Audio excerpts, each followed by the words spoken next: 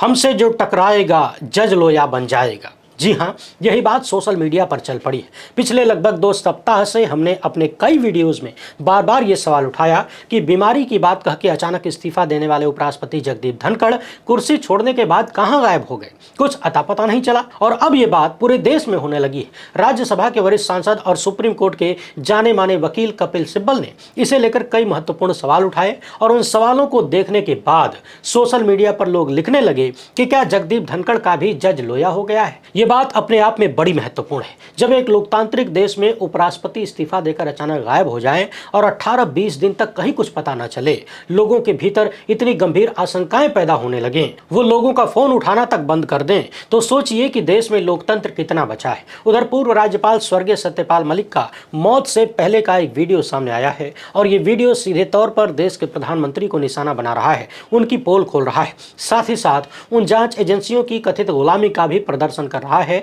जिन्होंने या फिर उनके अधिकारियों ने व्यक्तिगत लाभ के लिए, अपने लाभ के लिए दुनिया के सबसे बड़े लोकतंत्र के साथ धोखा किया। अच्छा, समझने वाली बात यह है कि जांच एजेंसियों के जो अधिकारी देश को धोखा देकर एक पार्टी और कुछ नेताओं की सेवा करते हैं, उन्हें बड़ा बड़ा इनाम भी मिल रहा है। और इनाम कौन दे रहा है जानते हैं? देश के लोकतंत्र को बर्बाद करने वाले अधिकारियों को देश के धन्ना सेठों की तरफ से कथित इनाम दिया जा रहा है। विपक्ष के 2 मुख्यमंत्रियों को जेल पहुंचाने वाले अधिकारियों को बड़का सेठ ने अपने यहां नौकरी दी है। यहीं से सत्ता और सेठ के गठजोड़ की केमिस्ट्री को समझ लीजिए, किस तरीके से सब मिलकर भारतीय लोकतंत्र को तबाह करना चाहते हैं। इसके अलावा हम बात करेंगे गोदी मीडिया के सूत्रों की। हालांकि चर्चा तो कई बार हुई है, जो केंचुआ इतना डरा हुआ है कि सामने आकर बोलने की हिम्मत नहीं हो रही और सवालों के जवाब देने की हिम्मत नहीं है, वो केंचुआ किस तरीके से गोदी मीडिया के साथ मिलकर षड्यंत्र कर रहा है, उसका एक कथित सबूत सोशल मीडिया पर वायरल हो गया। मगर सबसे चिंताजनक मामला है पूर्व उपराष्ट्रपति जगदीप धनखड़ के गायब होने का और कई राज्यों के राज्यपाल रहे सत्यपाल मलिक जी की मौत से पहले के बयान का।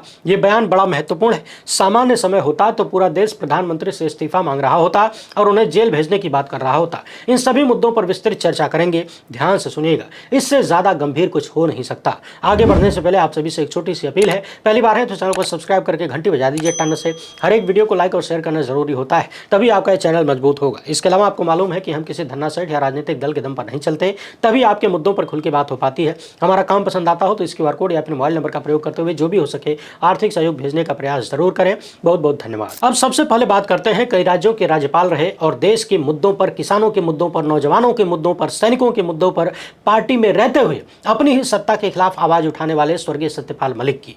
मलिक साहब का जो वीडियो सामने आया है, इसमें उन्होंने साफ साफ कहा है कि मोदी जी मुझे झूठे आरोप में न फंसाएं। जिस मामले में वो मुझे फंसाना चाहते हैं उस मामले में तो मैं खुद ही शिकायत करता रहा हूं। इस मामले की शिकायत मैंने खुद उनसे किया था। मलिक जी ने बताया कि मेरे पास 4-6 जोड़ी कपड़े हैं, कलम है और घड़ी वगैरह है, यही मेरी पूंजी है। मेरे पास दिल्ली में 1 कमरे का मकान है और यही मेरी धरोहर है। अब मोदी जी मुझे जिस बात में फंसाना चाहते हैं, जहां फंसाना चाहते हैं, उसकी शिकायत तो मैंने खुद ही उनसे किया था कि फला फला जगह पर ये मामला है। शिकायतकर्ता को खुद उसी की शिकायत के मामले में फंसाया नहीं जा सकता, उसकी शिकायत पर उसी पर मुकदमा नहीं चला सकते। तो ये बहुत अनैतिक है, इस पर जरा लोग गौर करें, ध्यान दें। यानी मौत से पहले रिकॉर्ड किए गए वीडियो में पूर्व गवर्नर साफ साफ कह रहे हैं कि इस मामले की शिकायत, जिस मामले की शिकायत मैंने ही प्रधानमंत्री से किया, उसी मामले में नरेंद्र मोदी मुझे फंसाने की कोशिश बिल्कुल न करें। अब जरा सोचिए कि यह कितना गंभीर मामला है। क्या आपने ऐसी कोई घटना इतिहास में कभी देखा कि जो व्यक्ति 4-5 राज्यों के राज्यपाल रहे हों, पूरा जीवन राजनीति की हो, पार्टी के उपाध्यक्ष रहे हों, विधानसभा से लेकर संसद तक का सफर रहा हो, पहले तो वो लगातार अपनी ही सरकार के खिलाफ, जनता के मुद्दों पर आवाज उठाएं, भ्रष्टाचार के खिलाफ आवाज उठाएं और जिस भ्रष्टाचार की शिकायत वो प्रधानमंत्री से करें, उसी मामले में पूर्व राज्यपाल को फंसाने की कथित कोशिश की जाए। यानी कहां तो प्रधानमंत्री उस शिकायत पर अन्य लोगों को पकड़ते जो भ्रष्टाचार कर रहे थे, उन्होंने शिकायतकर्ता को ही कथित रूप से फंसाने का काम शुरू कर दिया। सत्यपाल मलिक जब अस्पताल में भर्ती थे, गंभीर बीमारियों से जूझ रहे थे, तब भी उनके खिलाफ जांच जैसी चीजें चल रही थी और उन्होंने बार बार कई इंटरव्यू में कहा कि किस तरीके से जम्मू कश्मीर में जब वे राज्यपाल थे तो इन्हें 300 100 करोड़ की रिश्वत की पेशकश की गई 2 मामलों में। और इस तरह की तमाम भ्रष्टाचार उन्होंने प्रधानमंत्री मोदी के सामने उजागर किए, मगर उन्होंने कोई एक्शन नहीं लिया, बल्कि पूर्व राज्यपाल को ही यहां से वहां हटाते रहे और अब उन्हें फंसाने में लग गए थे। इसलिए प्रधानमंत्री मोदी पर इन्होंने आरोप लगाया था कि इनके नाक के नीचे भ्रष्टाचार होता है, बल्कि यही करवाते हैं और उसमें इनका हिस्सा भी होता है, और जो इनका हिस्सा होता है वो अडानी को चला जाता है। क्या इतने गंभीर आरोप कभी इतिहास में आपने सुना था? और ये जो मौत से ठीक पहले का वीडियो है, इसे लोग डाइंग डिक्लेरेशन की तरफ देख रहे हैं, यानी मृत्यु से पहले दिया गया बयान। ऐसा माना जाता है कि जो व्यक्ति मृत्यु शैया पर लेटा हो, जिसे मालूम है कि अब दुनिया छोड़कर जा रहे हैं, वो झूठ नहीं बोलता। उस वक्त उसकी आत्मा नैतिकता की पराकाष्ठा पर चली जाती है। आपने भी महसूस किया होगा, चाहे कोई व्यक्ति जिंदगी भर आपका दुश्मन रहा हो, आपसे चिढ़ता रहा हो, मगर जब उसे आखिरी वक्त का एहसास होता है तो आपके प्रति या फिर सबके प्रति वो करुणा से भरा होता है और प्रेम से भरा होता है। इसलिए शायद ये माना जाता है कि आखिरी वक्त में कोई भी व्यक्ति झूठ नहीं बोलता। हालांकि सत्यपाल मलिक जी ने वही बात दोहराई है जो पिछले कई साल से वो कह रहे थे। तो सवाल यह है कि जब इतने बड़े बड़े आरोप प्रधानमंत्री पर लग रहे हैं, तब भी क्या देश के लोगों को कुछ दिख नहीं रहा? क्या देश के सुप्रीम कोर्ट को कुछ नहीं दिख रहा? आंखों पर चश्मा लगा है, वहां बैठे तमाम बड़े बड़े जजों को कुछ नहीं दिख रहा? क्या चीफ जस्टिस BR गवई को पूर्व राज्यपाल के इस बयान के बारे में कोई जानकारी नहीं है? क्या उनकी जिम्मेदारी नहीं है कि देश में क्या कुछ चल रहा है उसको देखें? और जरा सोचिए, ये वही दुनिया का सबसे बड़ा कथित लोकतंत्र है, यानी लोकतंत्र की अम्मा है, महतारी है, जहां लोग कह रहे हैं कि श्रीदेवी को राजकीय सम्मान दिया जा सकता है, मगर 4-4, 5-5 राज्यों के राज्यपाल रहे सत्यपाल मलिक को राजकीय सम्मान नहीं दिया गया। ये कितना बड़ा अपमान है। लेकिन यह अपमान सत्यपाल मलिक से ज्यादा उन लोगों का है जिन्होंने ये फैसला किया होगा। मगर कल्पना करने वाली बात यह है कि ये लोग सत्यपाल मलिक से कितनी ज्यादा घृणा करते रहे होंगे कि इस हद तक गिर गए। हमारे यहाँ कोई दुश्मन भी मर जाए तो लोग उसके दरवाजे पर उसके अपनों को सहानुभूति देने और शव यात्रा में शामिल होने चले जाते हैं, जबकि यहाँ राजकीय सम्मान में सत्ता में बैठे किसी गुजराती जोड़ी को अपनी जेब से कुछ नहीं लगाना था, सब कुछ जनता के हवाले से होना था, मगर फिर भी राजकीय सम्मान नहीं दिया गया। हालांकि सत्यपाल मलिक जैसे व्यक्ति को इन चीजों से कोई फर्क भी नहीं पड़ता। जब वो जीवित थे तब भी उन्हें अच्छी सुरक्षा नहीं मिली, तमाम सुख सुविधाओं से वंचित रखा गया, मकान तक नहीं मिला, एक कमरे के घर में रहते थे। कई बार उन्होंने कहा कि जब कुछ लोग आ जाते हैं मिलने जुलने, इंटरव्यू करने, तो समझ नहीं आता कि उनको कहां बिठाएं, बेचारे बाहर खड़े रहते हैं। और ये उसी दिल्ली में हुआ जहां पर पूर्व चीफ जस्टिस DY चंद्रचूड़ सरकारी बंगला 8-9 महीने तक खाली नहीं करते। जब ढेर सारे सवाल होते हैं, आलोचना होती है तो खाली करते हैं, लेकिन दूसरा सरकारी बंगला मिल जाता है। अब आप सोचिए कि एक तरफ रिटायर होने के बाद चंद्रचूड़ को किस बात का इनाम दिया जा रहा है बार बार, और सत्यपाल मलिक को किस बात की सजा दी गई। हालांकि इसमें सोचने जैसा कुछ है नहीं, सब कुछ साफ है, लेकिन उन लोगों की गिरने की हद को आप सोचिए। उनका पूरा खेल यही है, एक हाथ दो एक हाथ लो। जब तक लोटे रहोगे, हमारे काम के रहोगे, पूरा सम्मान मिलेगा, सुख सुविधा मिलेगी। जिस दिन अपनी रीढ़ को मजबूत करना चाहोगे, अपनी नैतिकता को जगाओगे, उसी दिन लेटा दिए जाओगे। लोग चर्चा ये भी कर रहे हैं कि ऐसा लगता है सत्यपाल मलिक का अपमान करके उन्हें राजकीय सम्मान न देकर गुजराती जोड़ी अन्य लोगों को संदेश देना चाहती है। मगर सवाल यह है कि क्या ये लोग नॉन बायोलॉजिकल हैं? गोदी मीडिया में जो बोला था क्या उसको सच मान लिया है? क्या इनके दिन ऐसे नहीं हो सकते? जाना तो एक दिन सबको है। मगर जाते जाते सत्यपाल मलिक ने नरेंद्र मोदी की जैसी पोल खोली है और जैसे आरोप लगाए हैं वो न भूतो न भविष्यति। भारत के इतिहास में ऐसा कभी देखने को नहीं मिला। वैसे देखने को तो यह भी नहीं मिला कि भारत का कोई उपराष्ट्रपति अचानक से तबीयत खराब होने का बहाना लेकर इस्तीफा दे दे और इस्तीफा देने के बाद गायब हो जाए, किसी से कोई बात न करे, वो भी जगदीप धनखड़ जैसा व्यक्ति। एक सत्यपाल मलिक जी थे, वो भी जाट थे, मगर तमाम तरह की चीजों को झेलने के बाद भी झुके नहीं, मरते दम तक अपनी बात पर अडिग रहे, सच को सच की तरह रखते रहे। डॉक्टर मुकेश कुमार लिखते हैं कि क्या सत्यपाल मलिक की असामयिक मृत्यु के लिए मोदी सरकार जिम्मेदार है? मलिक के इस आखिरी वीडियो को देखिए, साफ पता चलता है कि किस तरह से उन्हें एक केस में फंसाया जा रहा था। इसका असर उनके दिलो दिमाग पर पड़ रहा था। यह भी गौर करने की बात है कि सत्यपाल मलिक किस आर्थिक बदहाली का सामना कर रहे थे। ऐसे बहुत सारे वीडियो आए जो साबित करते हैं कि उनके पास घर चलाने के लिए भी पैसे नहीं बचे थे। लोग उन्हें बुलाते थे तो वो कहते थे कि गाड़ी में पेट्रोल भरा दो तो मैं आऊंगा। बहन से भी पैसे उन्होंने लिए थे उधार। इस देश में एक पूर्व राज्यपाल को किस तरह से सताया गया, ये इतिहास में दर्ज हो गया है और इतिहास ही कभी उनसे इन सब का जवाब लेगा जिन्होंने ये सब किया है। वरिष्ठ पत्रकार उमाशंकर सिंह पूछ रहे हैं कि मृत्यु से पहले दिया गया ये बयान बताता है कि कैसे पूर्व राज्यपाल सत्यपाल मलिक के ऊपर लगाए गए आरोपों आरोपों से वे आहत थे। इस संवेदनशील बयान को आपने किस किस चैनल पर चलते हुए देखा? वैसे आप दर्शक खुद ही कल्पना करिए, यही आरोप, स्वयं यही आरोप विपक्ष के किसी नेता पर कोई मृत्यु से पहले लगा देता और इतना बड़ा व्यक्ति लगा देता तो गोदी मीडिया वाले कैसा तांडव मचाते, तुरंत इस्तीफा मांगने लगते। मगर यह खबर पूरी तरह से गायब है, कहीं कोई चर्चा नहीं है। और अब इसी तरह से सताए जाने की चर्चा पूर्व उपराष्ट्रपति जगदीप धनखड़ को लेकर भी होने लगी है। सोशल मीडिया पर लोग लिखने लगे हैं कि क्या जगदीप धनखड़ को जज लोया बना दिया गया है। कैसी कैसी बातें लिखी जा रही हैं, आप खुद ही देखिए। कोई पूछ रहा है कि क्या जगदीप धनखड़ मॉर्निंग वॉक पर तो नहीं चले गए थे। किसी ने लिखा है कि तो वो किसान पुत्र,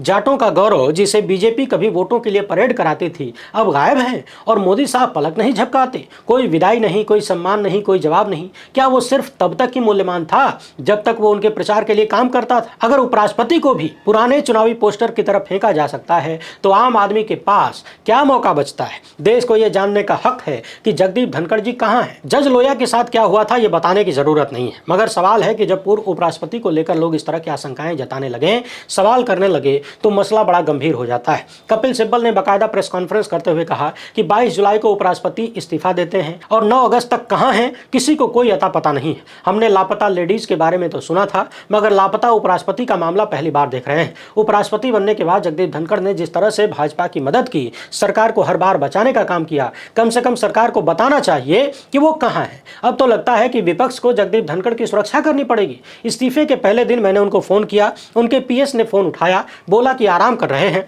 और अब कोई फोन भी नहीं उठाता। मेरी कई नेताओं से बात हुई, सबका कहना है कि बात नहीं हो पा रही। अब हम क्या करें? क्या हैबियस कॉर्पस फाइल करें? गृह मंत्री अमित शाह को तो इसके बारे में पता ही होगा कि वो कहां हैं, ठीक है कि नहीं है, क्या वो अपना इलाज करवा रहे हैं। क्यों नहीं गृह मंत्री पब्लिक बयान देते? क्यों नहीं देश को बताते कि क्या चल रहा है? जगदीप धनखड़ जी के परिवार के लोग भी हैं, उनके दोस्त भी हैं, रिश्तेदार भी हैं, कोई कुछ नहीं बता रहा। इस तरह की बातें तो हमने दूसरे देशों में सुना था कि पता नहीं चला, कोई गायब हो गया। मगर भारत को लोकतंत्र है ना, यहाँ तो जनता को जानकारी मिलनी चाहिए। कपिल सिब्बल कहते हैं कि जगदीप धनखड़ से मेरे पुराने रिश्ते हैं, अच्छे संबंध रहे हैं, हमने साथ में वकालत किया है, कई केसेस आर्ग्यू किया है, मुझे उनकी फिक्र है और मैं एफआईआर लिखवाना नहीं चाहता। उनकी तरफ से कोई सूचना नहीं आ रही है, परिवार दोस्त कोई कुछ नहीं बता रहा। अमित शाह बताएं, जब वो बांग्लादेशियों को ढूंढ ढूंढ के वापस भेज रहे हैं तो हमारे उपराष्ट्रपति के बारे में क्यों नहीं बताते? एक बयान जारी करें, जगदीप धनखड़ जी कहाँ हैं, वो जहां भी हैं हम उनसे जाकर मिलेंगे। ऐसा तो इतिहास में कभी नहीं देखा था, न सुना था कि इस तरह से उपराष्ट्रपति का इस्तीफा हो और वो गायब हो जाए। अपने ट्वीट में कपिल सिब्बल लिख रहे हैं कि क्या हमें वाइस प्रेसिडेंट के बारे में कुछ बताया जाएगा? वो कहाँ हैं, क्या वो सुरक्षित हैं, उनसे किसी की कोई बातचीत क्यों नहीं हो पा रही है? गृह मंत्री इस बारे में जानते होंगे, वो जवाब दें। पत्रकार डॉक्टर मुकेश कुमार ने लिखा है कि जगदीप धनखड़ कहाँ हैं, उनका क्या हो गया, वे क्यों चुप हैं? क्या उनकी जबान बंदी कर दी गई है?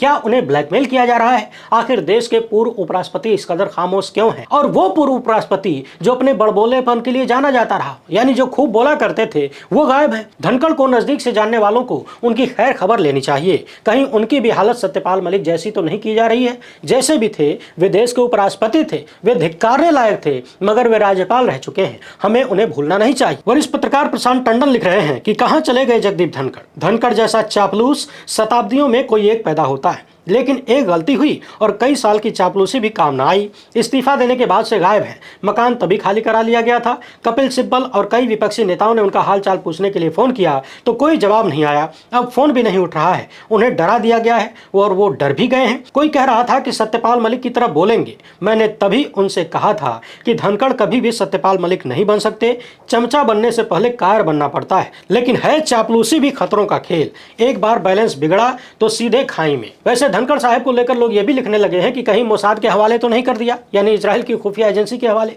कपिल सिब्बल जी ने आरोप लगाया है कि फोन नहीं उठ रहा है, तो लोग ये भी लिख रहे हैं कि कहीं उन्हें डर तो नहीं है कि उनका फोन कोई सुन रहा होगा। पेगासस वगैरह किसी के भी मोबाइल में घुसाया जा सकता है। जाहिर सी बात है, जब इस तरह से अकाल्पनिक चीजें होंगी तो सवाल उठेंगे। उपराष्ट्रपति के इस्तीफे के बाद न तो कोई कार्यक्रम हुआ, न विदाई दी गई, न सम्मान समारोह हुआ, यानी बात साफ है कि सब कुछ तनावग्रस्त माहौल में हुआ, बहुत कुछ छिपाया गया। और इस्तीफे के बाद लगातार लगभग 20 दिन तक उपराष्ट्रपति गायब हैं। तो सवाल है कि आखिर चल क्या रहा है? और सवाल यह भी है कि वो खुद गायब हैं, मगर उनका परिवार भी क्या इतना डरा हुआ है? क्या सबको इस कदर डराया गया है कि कोई सामने नहीं आ रहा? कोई हालचाल नहीं दे रहा। पूर्व राज्यपाल सत्यपाल मलिक बार बार कहते थे कि देश बहुत गलत लोगों के हाथ में है, ये लोग सब कुछ बर्बाद कर देंगे, लोकतंत्र का बंटाधार कर देंगे। क्या ये उसी बर्बादी की निशानी नहीं है? सवाल है कि इस बर्बादी में कौन कौन लोग शामिल हैं। इस खबर को देखिए। दो मुख्यमंत्रियों, दिल्ली के पूर्व मुख्यमंत्री अरविंद केजरीवाल और झारखंड के पूर्व मुख्यमंत्री हेमंत सोरेन को गिरफ्तार करने वाले ईडी अधिकारी कपिल राज को रिलायंस में नौकरी मिल गई। इन्होंने समय से पहले स्वैच्छिक सेवानिवृत्ति लिया और फिर रिलायंस का दामन थाम लिया। वित्त मंत्रालय ने बताया कि 45 वर्षीय कपिल राज ने व्यक्तिगत कारणों का हवाला देते हुए 16 साल के करियर के बाद 17 जुलाई 2025 को सरकारी सेवा से इस्तीफा दिया और अब खबर आई है कि इन्हें रिलायंस ने अपने कुनबे में शामिल कर लिया है। यहीं से लोग संदेह जताने लगे हैं कि क्या सब मिलीजुली सरकार नहीं है? क्या विपक्ष के दो मुख्यमंत्रियों को जेल भेजने, विपक्ष को बदनाम करने, उन्हें कमजोर करने और भाजपा तथा गुजराती जोड़ी को लाभ पहुंचाने के बदले सेठ के माध्यम से इनाम दिया जा रहा है? या फिर सेठ को कोई लाभ पहुंचाया गया था जिसका इनाम मिला है? यानी जो गुजराती जोड़ी को मदद पहुंचाएगा उनके लिए काम करेगा, लोकतंत्र का बंटाधार करके भी गुजराती जोड़ी का रास्ता आसान करेगा, उनकी बल्ले बल्ले रहेगी। और जो उम्र भर तेल मालिश करने के बाद भी कभी गलती से भी बिना पूछे कुछ कर दिया तो उसका जगदीप धनखड़ बना दिया जाएगा। सवाल यह भी है कि तमाम जाट समुदाय और जाट लोग कहां हैं? क्या उन्हें नहीं दिख रहा कि किस तरीके से एक जाट को मरते दम तक और मरने के बाद भी अपमानित किया गया और एक जाट जीते जी गायब है, इतना डरा हुआ है कि कोई सामने नहीं आ रहा, परिवार दोस्त कोई नहीं, किसी को पता नहीं कि वो कहां है। क्या ये सब जाट समुदाय का अपमान नहीं है? इसमें अपमान नजर नहीं आता क्या? आखिर कोई आवाज क्यों नहीं उठा रहा है? या फिर सब डरे हुए हैं? अब जरा पत्रकार अभिषेक के इस ट्वीट को देखिए जिसमें उन्होंने बताया है कि किस तरीके से केंचुआ सूत्रों के हवाले से गोदी मीडिया को चला रहा है और गोदी मीडिया सूत्रों के हवाले से देश को भरमा रहा है। व्हाट्सएप पर इस तरह का लिखा हुआ मैसेज कहीं से आता है, अब ये मत पूछिएगा कि कहां से आता है, फिर हूबहू उसी को गोदी मीडिया छाप देता है। जरा सोचिए, दुनिया के सबसे बड़े लोकतंत्र में लोकतंत्र को पैदा करने वाली संस्था के अधिकारी चुनावी घोटाले के आरोपों पर एक बार भी सामने आकर सवालों के जवाब नहीं देते। SIR का मामला लगभग 2 महीने से चल रहा है, हर दिन सैकड़ों सवाल उठते हैं, मगर केंचुआ ने कोई प्रेस कॉन्फ्रेंस नहीं की। व्हाट्सएप के जरिए सूत्र बनाकर मैसेज भेजा जाता है और फिर गोदी मीडिया उसे इस तरह से दिखाता है मानो ज्ञानेश गुप्ता ने प्रेस कॉन्फ्रेंस करके बोल दिया हो। गोदी मीडिया का सूत्रों के हवाले से चलाई गई खबर आप आधे घंटे तक लगातार देखते रहेंगे, अंदाजा नहीं लगा पाएंगे कि ज्ञानेश कुमार ने खुद आकर बोला, बयान दिया, ट्वीट किया या फिर व्हाट्सएप पर किसी ने मैसेज भेजा। इस देश का सबसे बड़ा दुश्मन देशद्रोह यदि कोई करता है तो वो है गोदी मीडिया और इससे कोई बचेगा नहीं। जो सवाल करते हैं वो तो नहीं बचेंगे, जो अपना अस्तित्व मिटा के दलाली करते हैं, अपना सब कुछ लुटा के भी दलाली करते हैं, वो भी नहीं बचेंगे। यकीन न हो तो पूर्व उपराष्ट्रपति को ही याद कर लीजिए, सबका नंबर आएगा। वीडियो पसंद आई हो तो ज़्यादा से ज़्यादा लोगों तक पहुँचाएं। पहली बार है तो चैनल को सब्सक्राइब कर लीजिए। हमसे जुड़ने के लिए बहुत बहुत धन्यवाद।